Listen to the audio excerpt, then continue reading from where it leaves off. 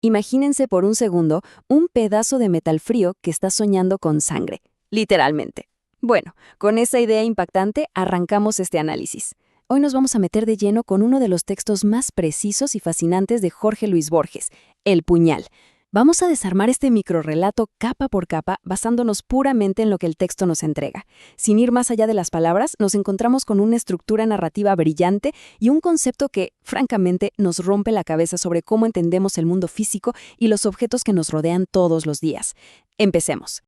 A ver, pensemos en esta frase por un momento. Un pedazo de metal frío, inanimado, tirado en la oscuridad, que increíblemente está soñando. Y ojo, porque no sueña con cualquier cosa.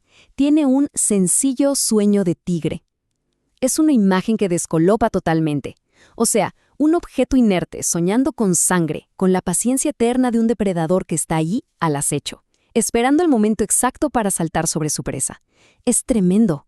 Sección 1. Un sueño de tigre. El puñal en reposo.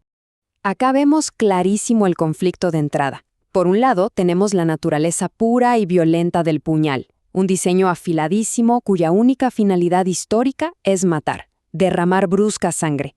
Es una herramienta diseñada con una precisión letal para terminar con la vida. Pero, por otro lado, miren su realidad inmediata, su prisión actual. Está ahí, arrumbado en un cajón de escritorio, rodeado de cosas totalmente inofensivas, de pacíficos borradores y cartas. Esa tensión brutal entre lo que el objeto verdaderamente es por su diseño y el lugar absurdo donde está metido en este momento se palpa desde el primer instante en que abrimos ese cajón. Y claro, esta tensión ineludible nos tira de lleno a una pregunta que incomoda bastante. ¿Puede un objeto inanimado tener una voluntad propia totalmente independiente de los humanos que lo forjaron? Es una semilla que Borges planta magistralmente en los primeros párrafos para que nos quede rebotando en la cabeza durante toda la lectura. Nos hace dudar literalmente de todo lo que tocamos. Sección 2. La historia del metal. Sus orígenes literarios.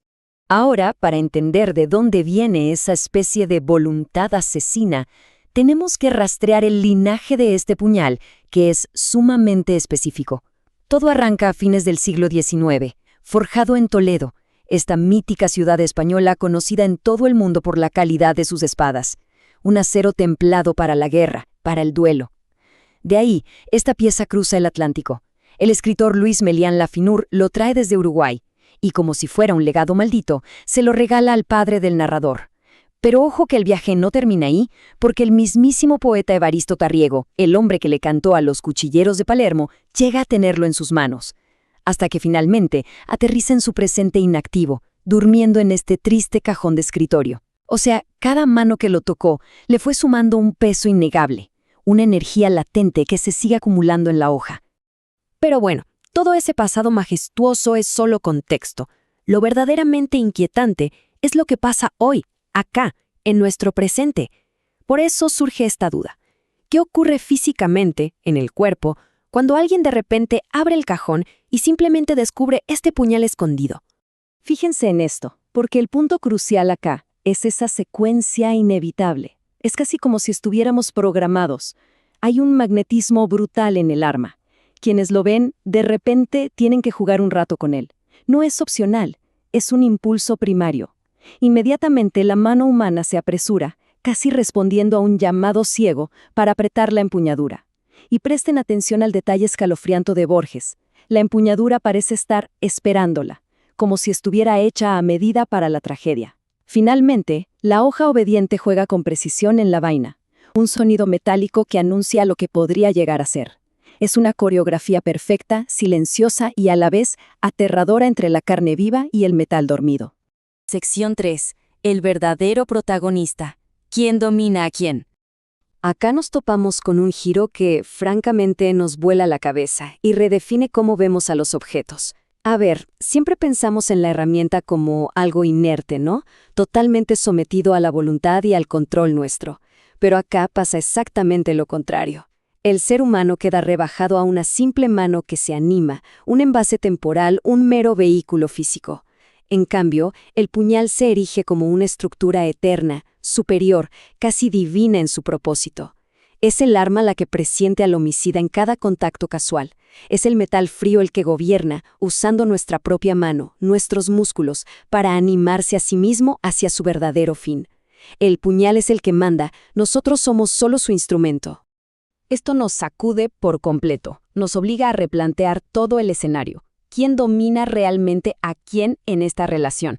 Cuando alguien empuña este metal con tanta firmeza, ¿es una decisión humana, producto de nuestro libre albedrío, o es el frío acero el que le está dando vida y propósito a la carne?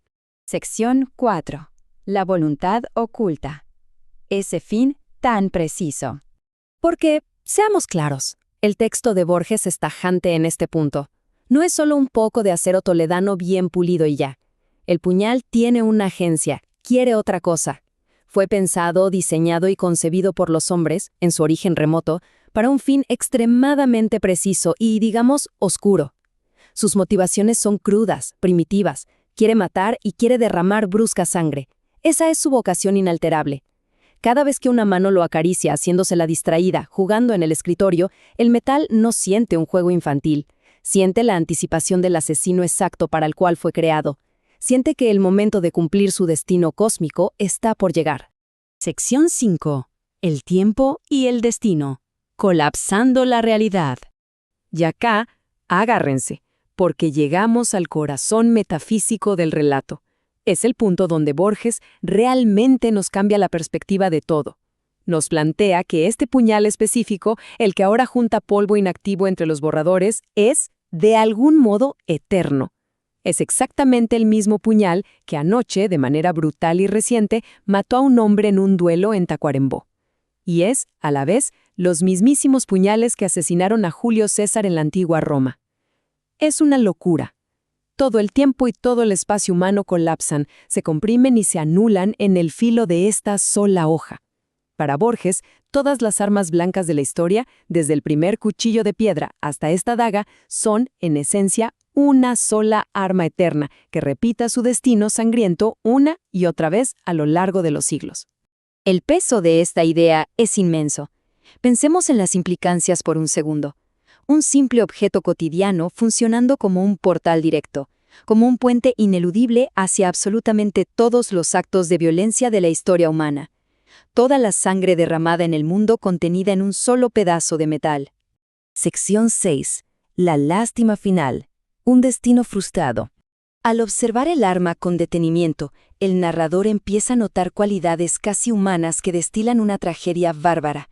Contempla en el puñal tanta dureza, tanta fe ciega e inquebrantable en su propósito original. Percibe una soberbia que llega a calificar de apacible o inocente, porque el puñal, en el fondo, no sabe hacer otra cosa más que esperar su momento. No tiene maldad moral, solo tiene un diseño. Y el verdadero drama de esta historia radica justamente ahí. Los años pasan, pesados, monótonos y completamente inútiles para un destino de sangre que simplemente no se cumple. Es como un gladiador condenado a vivir encerrado en un cajón. Y claro, todo esto desemboca en una frase cortita, una confesión melancólica y totalmente inesperada por parte del narrador. A veces me da lástima. El gran conflicto de este texto no se resuelve con un clímax de película de acción ni con un asesinato sangriento. Se resuelve con la mirada humana, compasiva, sintiendo una profunda y genuina piedad por un objeto terrible. Un objeto poderosísimo cuyo destino glorioso y trascendental quedó trunco, desperdiciado para siempre entre cartas sin leer y papeles viejos que ya no le importan a nadie. Cerramos este análisis con una idea que, les aseguro, nos ve a quedar resonando en la cabeza un buen rato. Si un simple puñal, tirado en un cajón, encierra en su acero el sueño de un tigre y la eternidad entera de la historia humana, vale la pena mirar a nuestro alrededor en este momento y preguntarnos, ¿qué otros propósitos ocultos, qué destinos latentes y formidables duermen en silencio en las cosas que tocamos y usamos todos los días? Piénsenlo. Hasta el próximo análisis.